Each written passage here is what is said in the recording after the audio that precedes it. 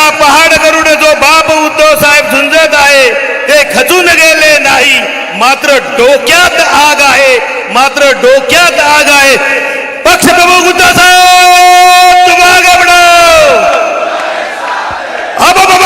ही काय गोष्ट हिंद शिवसेना प्रमुख माननीय बाळासाहेब ठाकरे यांचा. उद्धव साहेब तुम आगे बढ़ो. राहुल गांधी साहेब तुम आगे बढ़ो. जमलेल्या माझ्या तमाम कट्टर निष्ठावंत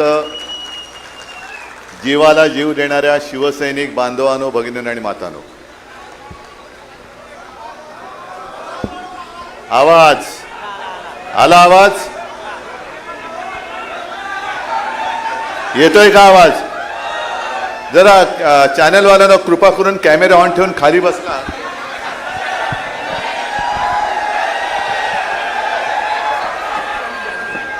बस येतोय आवाज आता? काय होतं थोडं समजून घ्या, कारण जसं तुम्ही मला इथे बघताय तसं यांच्या माध्यमातून देशातल्या कानाकोपऱ्यात आपले शिवसेना प्रेमी आपला कार्यक्रम बघतायत.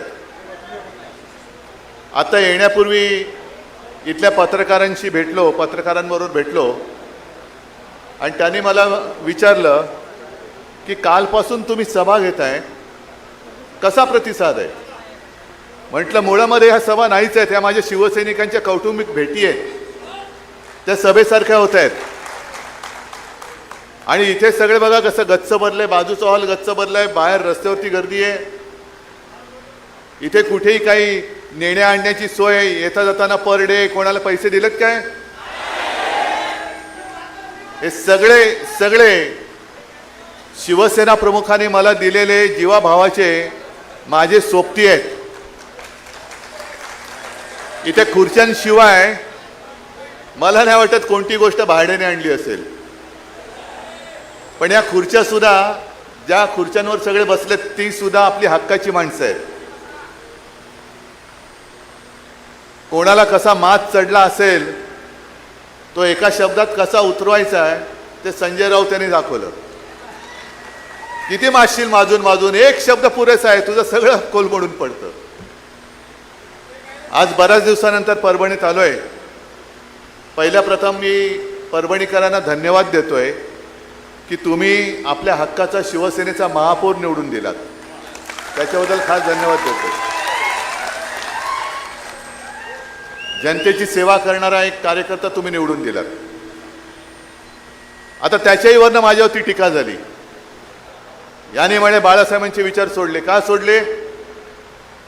की म्हणे महापौर मुसलमान आहे. असेल, पण तो आमचा आहे.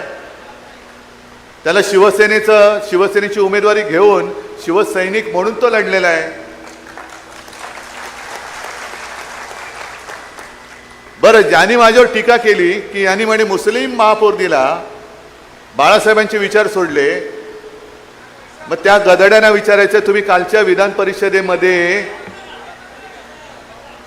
जो आमच्या नावंदरच्या विरोधात उभा करून निवडून आणला तो कोण आहे? मग ठीक आहे, आपण तराजू काढू. त्यांनी निवडून दिलेला आमदार, त्याची पार्श्वभूमी काढा, त्याच्यावरती तो कुठे काय केस खटले बिटले होते, तुरुंगात होता का ते काढा. आणि एका त्या महाराजांच्या कीर्तनासाठी स्वतःची शेती पीक काढून ती जमीन उपलब्ध करून देणार आमचा महापौर बघा.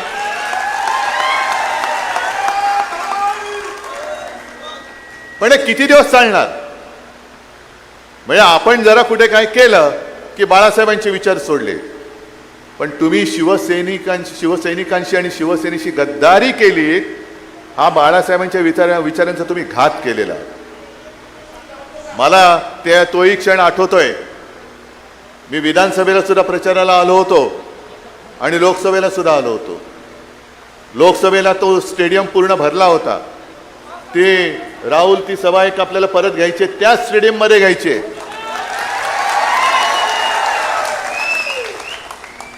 आणि पाऊस आला होता ना, पण त्या पावसात सुद्धा ना तुम्ही आलात ना मी आलो.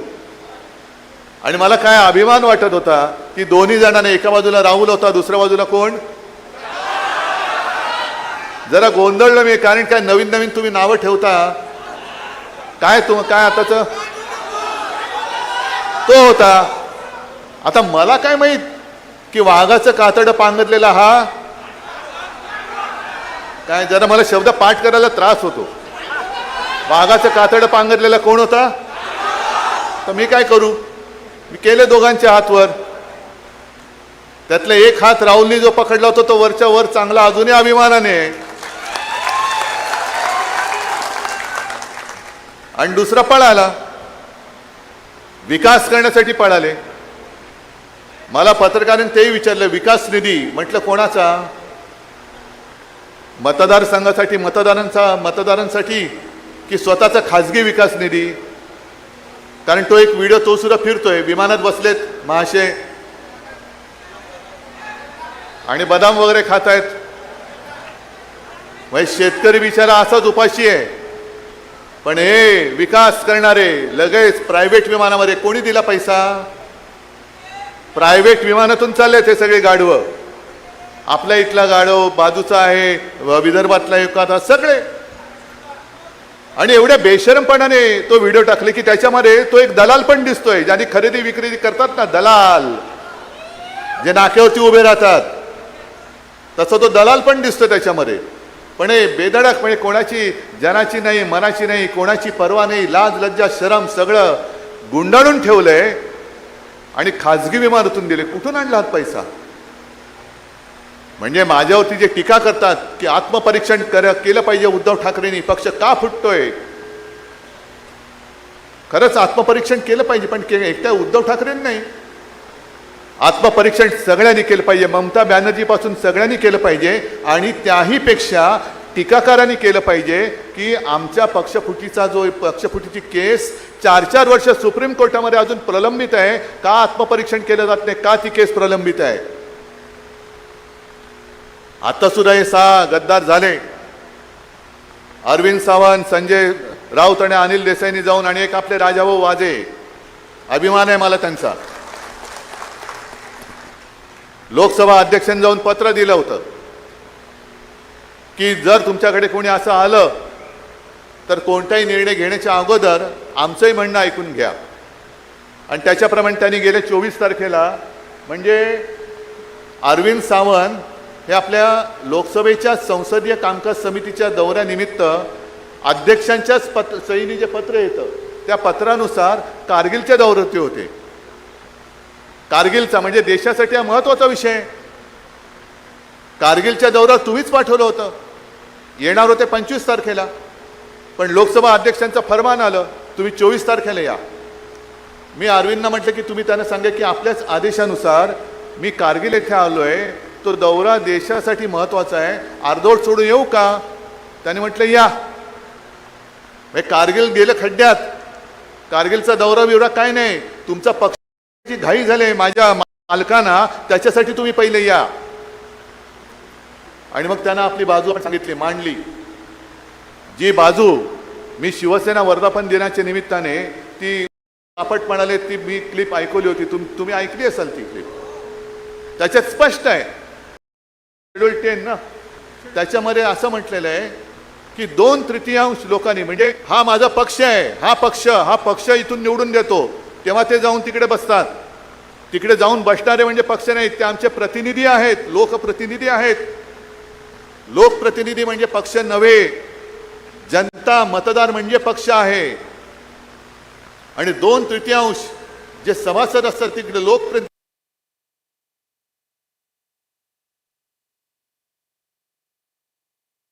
असतात, ते जर का इकडून तिकडे गेले आणि दुसऱ्या पक्षात विलीन झाले तर त्याला कायदेशीर मान्यता मिळू शकते का? तर उल्हास बापटांनी म्हटले नाही. कायदे तज्ज्ञ आहेत उल्हास बापट, बुजुर्ग आहेत. अशी माणसं फार थोडी राहिलेत ज्यांना कायद्याची, नुसते बुजुर्ग नाही तर कायद्याची काही बूज आहे, कायद्याची काही जाणीव आहे, कायद्याबद्दल काही आदर आहे, कायद्याचा अभ्यास आहे. आणि त्यांनी स्पष्ट सांगितले की त्याच्यात संविधानात हे कोणी तुम्ही मी किंवा बापटांनी लिहिलेलं नाहीये, संविधानात घटनेमध्ये लिहिलेलं आहे की जेव्हा एखादा पक्ष दुसऱ्या पक्षात विलिनीकरणाचा निर्णय घेतो त्याला तृतीयांश लोकप्रतिनिधींचा जर पाठिंबा असेल तर ते होतं. 2/3 लोकप्रतिनिधी विलिनीकरणाचा निर्णय घेऊ शकत नाही. आता हा तुमचा नवीन जो शब्दांनी तुम्ही जो बॉस म्हणताय, हे सगळे 6च्या 6 जर कायद्याचं राज्य या देशात असेल तर ते बाद झाले पाहिजे. जर कायद्याचं राज्य असेल तर. आणि कायद्याचं राज्य नसेल, पण मला अजूनही लोकसभा अध्यक्षांवरती विश्वास आहे. कारण शेवटी तुम्ही कायदा पाळला नाहीत तर जनतेला सांगू शकणार नाही तुम्ही कायदा पाळा म्हणून. सुरुवात वरून व्हायला पाहिजे. लोकसभा अध्यक्षांनी कायदा पाळला पाहिजे. जे डॉक्टर बाबासाहेब आंबेडकर यांनी आपल्याला घटना दिलेली आहे, जी घटना दिली त्या घटनेनुसार जे योग्य आहे ते योग्य करण्याचा अधिकार हा लोकसभा अध्यक्षांनी दिला आहे. अधिकार आणि मर्जी याच्यामध्ये फरक आहे. आम्ही अधिकार मानतो, मर्जी मानणार नाही. मर्जी नाही मानणार आम्ही. आणि म्हणून 2/3 जर तिकडे गेले असतील, त्यांना वाटलं असेल की 6वा आला म्हणजे झालं, 6वा आला म्हणजे झालं. होत नाही. आणि कायद्याला जागणारे लोकसभा अध्यक्ष आहेत असा माझा अद्याप तरी विश्वास आहे. आणि कदाचित या चॅनलच्या माध्यमातून ते बघत असतील. मी जे मराठीत बोलतोय ते हिंदी करून त्यांना कोणतरी सांगत असेल तर त्यांना मला हात जोडून सांगायचं आहे की जे घटनेत दिलेलं आहे त्याचं उल्लंघन तुमच्यासारख्या जबाबदार पदावरती बसलेल्या व्यक्तींनी करता कामा नये. कारण नाहीतर इतिहासामध्ये जशी आमची एक निस्पृह निष्पक्षपातीपणे न्याय देणारे म्हणून रामशास्त्री प्रभूणेंची नोंद झाले, तशी तुमची घटना तोडणारे अध्यक्ष म्हणून नोंद होऊ देऊ नका. एवढीच मला त्यांना हात जोडून विनंती करायची. आणि मग राहतोय प्रश्न तो परभणीचा. आता सुद्धा मी येताना मला शेतकरी भेटले. आमचा पीक विमा अजून मिळालेला नाहीये. काय विकास कुठे आहे? ज्या वेळेला इकडे गेल्या वर्षी अजून 1 वर्षही नसेल झालं, आपत्ती आली होती, प्रचंड पाऊस कोसळला होता, शेतकऱ्यांचं पीक तर वाहून गेलंच, घरदारं वाहून गेली, मुलांची वह्या पुस्तकं वाहून गेली आणि शेत जमीनच्या जमिनी खरवडून गेल्या होत्या अक्षरशः. म्हणजे ते सगळे खालचे दगडगोटे हे वरती आले होते. आत्ता जसे दगडगोटे गद्दार वरती आलेत तसे ते जमिनीतले दगडगोटे वरती गेले होते आणि जमीनचा कस संपूर्ण मारून टाकला होता. जे म्हणतात उद्धव ठाकरे फिरले नाही, उद्धव ठाकरे फिरले नाही, मग तेव्हा कोण फिरलं होतं? मी आलो होतो ना तुमच्या इकडे. पण त्या दौऱ्यामध्ये माझ्यासोबत राहुल होता. हा कुठे होता? गद्दार. मोर्चाला नुसता तोंड दाखवायला आला होता. पण मी शेतकऱ्याच्या बांधावरती जाऊन अंबादास तुम्ही बरोबर होतात, अनेक जण इथले माझ्या सोबत होते, तुमच्यापैकी सुद्धा अनेक जण सोबत असतील.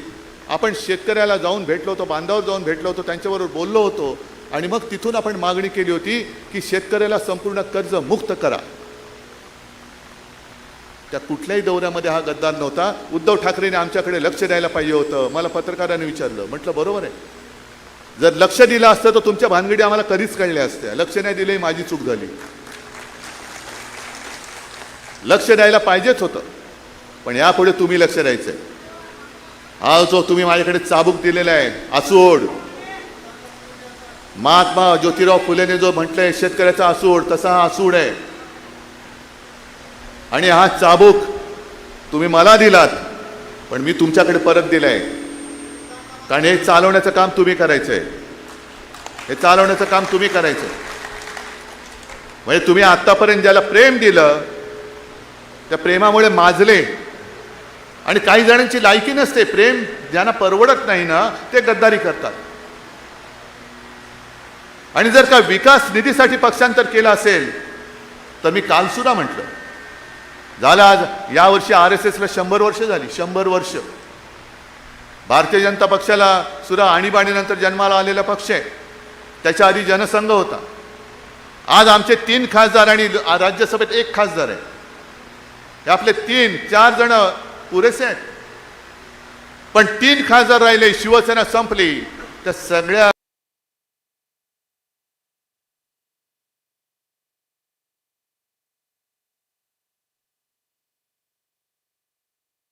बेकल्याने आम्ही सांगू इच्छितो की जोपर्यंत शिवसेना प्रमुखांनी हिंदुत्वाचा विषय हाती घेतला नव्हता तोपर्यंत भारतीय जनता पक्षाची आज जगातला सगळ्यात मोठा पक्ष होता, त्याच्याहून आता कॉक्रोच जनता पार्टी मोठी झालेली आहे. आणि उभे नव्हते राहिलेले आणि स्वतः अटल बिहारी वाजपेयी निवडणूक हारले होते. तेव्हा खरंच भाजपला मूठमाती देऊन मोकळं झालं असतं तर बरं झालं असतं. पण आपण भोळी माणसं. हिंदुत्व हिंदुत्व हिंदुत्व, आमचं हिंदुत्व वेगळं हिंदुत्व आहे.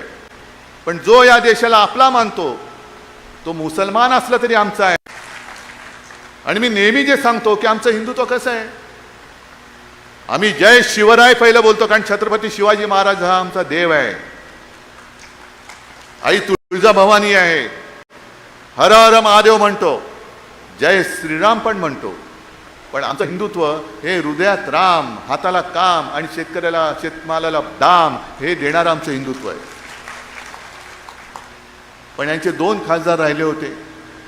एक देशातली पहिली निवडणूक 1987 साली पार्ल्याची पोटनिवडणूक, जी फक्त हिंदुत्वाच्या मुद्द्यावरती लढवली गेली आणि जिंकली गेलेली पहिली निवडणूक असेल, ज्याच्यामुळे नंतर स्वतः शिवसेना प्रमुखांचं 6 वर्ष निवडणूक लढवण्याचं तर सोडाच, पण त्यांचा मतदानाचा अधिकार काढून घेतला होता ती निवडणूक. आणि मग यांचे डोळे उघडले. आज जे हिंदू हिंदू म्हणून बोंब मारतायत, तेव्हा त्यांनी गांधीवादी समाजवाद घेतला होता. गांधीवादी समाजवाद म्हणजे काय, काहीच माहिती नाही. आता गांधीजींपेक्षाही स्वतः मोठे व्हायला निघालेत. पण त्यांच्या लक्षात आलं की अरे हिंदू मतदान करू शकतात हिंदू बनून, म्हणून मग रथयात्रा काढली. कशासाठी काढली रथयात्रा? मंदिर वही बनाएंगे, मंदिर वही बनाएंगे. हे आपण त्याच्यामध्ये एकत्र झालो. स्वतः खैरे साहेब गेले, आपले सतीश प्रधान गेले, तेव्हा सावे होते, अनेक जण हे तिकडे गेले. बाबरी पाडली गेली, कारण कार सेवा करायचे. दुपारी जेव्हा माहिती आली, बातमी आली, मला वाटतं संजय तूच फोन केला होता बाळासाहेबांना, बाबरी पाडली म्हणून. आणि तेव्हा भाजपचे सुंदरसिंह भंडारी होते. त्यांनी जाहीर केलं हे आमचं काम नाही म्हणे. हे सगळे जे आता जे बोललात ना तुम्ही, कोण बॉस, तशी त्यांची ती टोळी आहे, त्यांची टोळी आहे. म्हणजे पहिल्या मी शब्द नाही वापरू इच्छित, तुम्ही समजून घ्यायचं. तशी ती त्यांची टोळी आहे. हे आमचं काम नाही म्हणे, हे शिवसैनिकांचं काम असेल. तेव्हा कसलाही मागचा पुढचा विचार न करता बाळासाहेब म्हणाले, जर ते माझ्या शिवसैनिकाने काम केलं असेल तर त्यांचा मला गर्व आहे. हे असे पळपुटी लोक आणि त्यांचे बूट चाटणारे तुमचे नादान लाचार बॉस कशासाठी राम मंदिर उभारलं? अनेक कारसेवकांचं तिकडे रक्त सांडलं, अनेकांच्यावरती केसेस झाल्या, मुंबईमध्ये दंगली घडल्या, अनेकांना प्राण गमवावे लागले. पण तेव्हा सुद्धा शिवसेना होती, शिवसैनिक होते, बाळासाहेब होते, म्हणून मुंबई सुरक्षित राहिली. शिवसेना भवन उडवण्याचा प्रयत्न झाला, आमच्या भोवती कडेकोट बंदोबस्त लागला. श्रीकृष्ण अहवाल, श्रीकृष्ण समिती नेमली गेली, त्याच्यामध्ये अनेकांना गुन्हेगार आरोपी ठरवलं गेलं. आपलं सरकार आल्यानंतर आपल्या सरकारने म्हणजे मुख्यमंत्री मनोहर जोशींनी तो अहवाल केऱ्याच्या टोपलीत टाकला होता. अटलजींचा फोन आला, नाही हे ठीक नाही आहे, कचऱ्याच्या टोपलीतनं परत बाहेर काढा. परत बाहेर काढला, कारण त्यांना माहिती होतं की त्याच्यामध्ये एक सुद्धा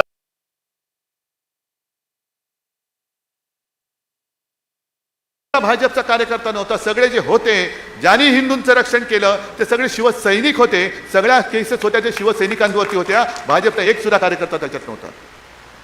मग हे सगळं केलं ना, शिलापूजन केलं, मग निधी गोळा केला गेला होता, शिवसेनेने मदत केली, चांदीच्या विटा दिल्या गेल्या. यासाठी तुम्हाला मंदिर नव्हतं बांधायचं, तुम्हाला रामाच्या नावाने दुकान उघडायचं होतं लुटालूट करण्याचं. की हिंदू हा बिचारा असाच घोडा आहे, त्याला जय श्रीराम म्हटलं की तो काय सगळं विसरून जातो. लुटा लुटा लुटा.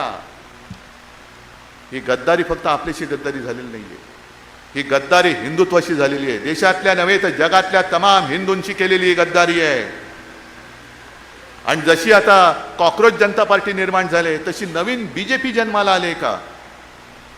नवीन बीजेपी कोणती? कारण तेव्हा राम जन्मभूमीवरचं जे मंदिर होतं ते बाबरांनी पाडलं होतं. आता आपण राम मंदिर उभारलं, आता ते राम मंदिर लुटणारी नवीन बीजेपी आले, बाबर जनता पार्टी. ही बाबरांची अवलाद आहे. त्या बाबराने ते मंदिर पाडलेलं, हे बाबराची अवलाद हे राम मंदिर लुटतायत. मग तुमच्यात आणि त्या बाबरात फरक तो काय? मग बाबर जनता पार्टीचे तुम्ही सगळे आहात का? आणि मग हे सगळेजण तिकडे गेलेत, हे त्यांना पाठिंबा द्यायला गेलेत. आणि काल जो मी एक मुद्दा मांडला तो सुद्धा फार महत्वाचा आहे. कारण तुम्हाला सगळ्यांना असं वाटतं हा राग असाच ठेवला पाहिजे, हा चाबूक गुंडाळून ठेवण्यासाठी दिलेला नाहीये. या गद्दारांची कीड हा परभणीचा दुर्दैवी इतिहास झालेला आहे की ज्याला ज्याला आपण शिवसेनेचा उमेदवार म्हणून तिकडे उभा करतो, तुम्ही कशाची पर्वा न करता त्याला निवडून देता. अर्थात ही चूक माझी सुद्धा झालेली आहे, त्याच्यामुळे मी सुद्धा माफी मागतो तुमची. आता एवढे वर्ष एकत्र राहिल्यानंतर विश्वास ठेवायचा नाही तरी, म्हणजे ठेवायचा तरी कोणावर आणि नाही तरी कसा? मग 2 वेळा आमदार असेल, मग 3 वेळा खासदार असेल, पण खासदार की गेल्या वेळेला म्हणजे 19 साली आपल्यावरती जी टीका होत होती की तुमचे 18 खासदार निवडून आले, हे म्हणे मोदीजींच्या चेहऱ्यावरती निवडून आले. मग तुम्ही सगळे साक्ष आहात, तुम्ही सगळे परभणी लोकसभा मतदारसंघातले सैनिक आणि मतदार आहात ना, आहात की नाही आहात? मग मला फक्त एका प्रश्नाचं उत्तर द्या. 2024 साली तुम्ही बाळासाहेबांच्या फोटोवरती आणि शिवसेनेच्या मशाल निशाणीवरती भरोसा ठेवून मतदान केलं का मोदींमुळे याला निवडून दिला होता? मग त्याच्या विरोधात म्हणजे पूर्ण देशामध्ये मोदींची लाट होती, राम मंदिर बांधलं होतं, तरी देखील महाराष्ट्राच्या मतदारांनी मोदींच्या विरोधात मतदान केलेले हे सगळे खासदार आज परत त्यांच्या पायाशी लीन झाले. हा महाराष्ट्राचा अपमान नाहीये?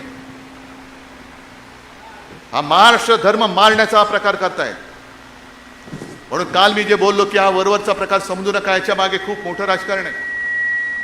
आणखीन एक तुम्हाला पत्रकारांनी प्रश्न विचारला की हा खासदार जाण्यामागे तुमच्या पक्षातलं काही गटबाजीचं राजकारण होतं का? म्हटलं गटबाजी आमच्याकडे नाही, गटबाजी आता भाजपात चालले. कारण हे ऑपरेशन टायगर नाहीये, हे ऑपरेशन देवेंद्र फडणवीस आहे. देवेंद्र फडणवीस जसं मध्य प्रदेशमध्ये निवडणुका कोणाच्या चेहऱ्यावर जिंकला? भाजप, शिवराज सिंग. मग सगळे त्याला प्रेमाने मामा म्हणायचे, मामा मामा मामा. बनवला ना त्याला मामा, त्याचं नामोनिशाणच ठेवलेलं नाहीये. कारण हा मामा उद्या पंतप्रधान पदाच्या शर्यतीत येऊ शकतो, उद्या भाजपचा अध्यक्ष होऊ शकतो. फिर मामा को उल्लू बनाओ, मामा को बुला लिया ऊपर, डाल दिया कोने में. आता शिवराजचं नावच नाही कुठे. म्हणजे जो जो पंतप्रधान पदाच्या शर्यतीत येऊ शकतो त्यांना वेळेमध्ये कापून टाका. तसंच देवेंद्र फडणवीसांचे पंख कापण्याचे प्रकार सुरू झालेले आहेत. काल माझ्यासोबत तिकडे, काल परवा माझ्यासोबत विमानात बसले होते, पण हतबल होते, हतबल. म्हणजे कळतच नव्हता मुख्यमंत्री आहे असं काय झालं. ह्या आत्मविश्वास पूर्णपणे गमावलेला हा माणूस. कारण त्यांना कळतंय की आपले पंख कापतायत आणि कापणारे आपलेच बॉस आहेत. आपण करायचं काय? न्याय तरी कोणाकडे मागायचा? कोणतं दार ठोकायचं? कारण ते दार उघडलं तर पंख कापणार, हे दार उघडलं तरी पंख कापणार. म्हणजे जे काय वाचलंय ते वाचून जेवढे दिवस आहेत तेवढे ढकललेले बरे. या परिस्थितीमध्ये देवेंद्र फडणवीस आहेत. कारण कदाचित उद्या, कारण प्रत्येक गोष्टीला शेवट असतो, यांच्यानंतर कोण, त्यांच्यानंतर कोण, महत्वाकांक्षा सगळ्यांच्या असू शकतात. उद्या कदाचित देवेंद्र फडणवीस पंतप्रधान पदाच्या शर्यतीत आले तर, जसं तुम्ही विसरून गेलात, नितीन गडकरी होते की नव्हते? नितीन गडकरी भाजपचे अध्यक्ष होते, पुन्हा अध्यक्ष होत होते. पण पुन्हा अध्यक्ष झाले असते तर कदाचित नितीन गडकरी पंतप्रधान झाले असते. म्हणून गडकरींचे पंख असे कापले, असे कापले की त्यांच्या सगळ्या त्या निष्ठेमध्ये इथेनॉलचं पाणी घालून टाकलं, पातळ करून टाकलं, त्यांचं सगळं भेसळ करून टाकली. आता नितीन गडकरी बिचारे काय करू शकतात? काही करू शकत नाही. कारण पंखच छाटलेत. उड उड उड उड उड. कसा उडणार? पंख तुम्ही छाटलेत, पिसं तुम्ही कापलीत, उडूच शकत नाही. आणि म्हणून बरोबर बघा, कारण आता मिंदेला काय भविष्य नाहीये. गद्दार शेवटी गद्दारच असतो. गद्दारांनी किती उड्या मारल्या तरी त्याचं नुसतं वापरा आणि फेका एवढाच मिंद्याचा उपयोग आहे. आपल्या विरुद्ध लढवायचं, पैसे देऊन माणसं फोडायची. बरं माणसं कशी की आता एक जी तुम्ही मेहनतीने तयार केली त्यांचं करिअर उद्ध्वस्त करून टाकायचं. आता हा गद्दार पुन्हा परभणीमध्ये तोंड दाखवला, याला जागा शिल्लक आहे?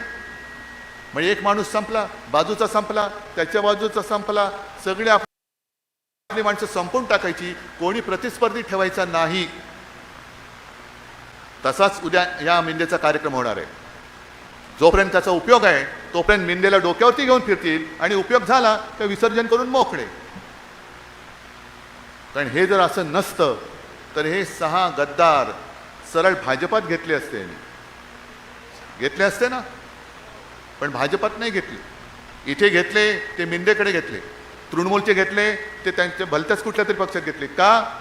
कारण जर भाजपात घेतले तर भाजपाचा त्यांना पक्षादेश जारी लागू होईल आणि मग मतदान घेतलं तर पंतप्रधानपदी कोण पाहिजे, तर त्यांना झक्कत हे भाजपचा जो नाव असेल जे असेल त्यांना मतदान करावं लागेल. पण सगळे मोकळे असतील आणि मित्र पक्ष म्हणून असतील तर मग ते त्यांची मतं वेगळी वेगळी ही मांडू शकतात. म्हणून हा डावपेच चाललाय. अंतर्गत गटबाजी ही भाजपामध्ये आहे, शिवसेनेमध्ये नाही आहे.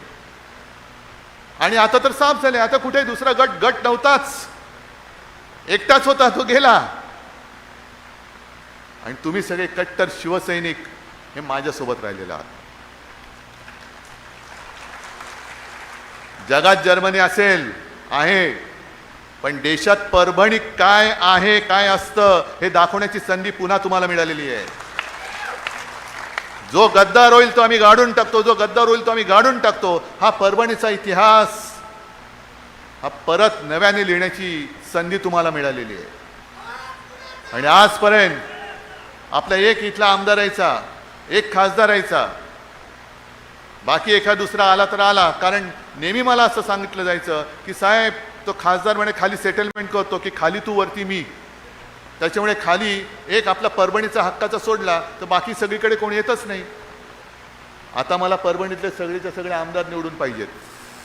सगळे तुम्ही जिथून जिथून आला असाल तिथले परभणी मला पूर्ण भगवा करून पाहिजे. आणि भगवा हा आपला अस्सल छत्रपती शिवरायाचा भगवा.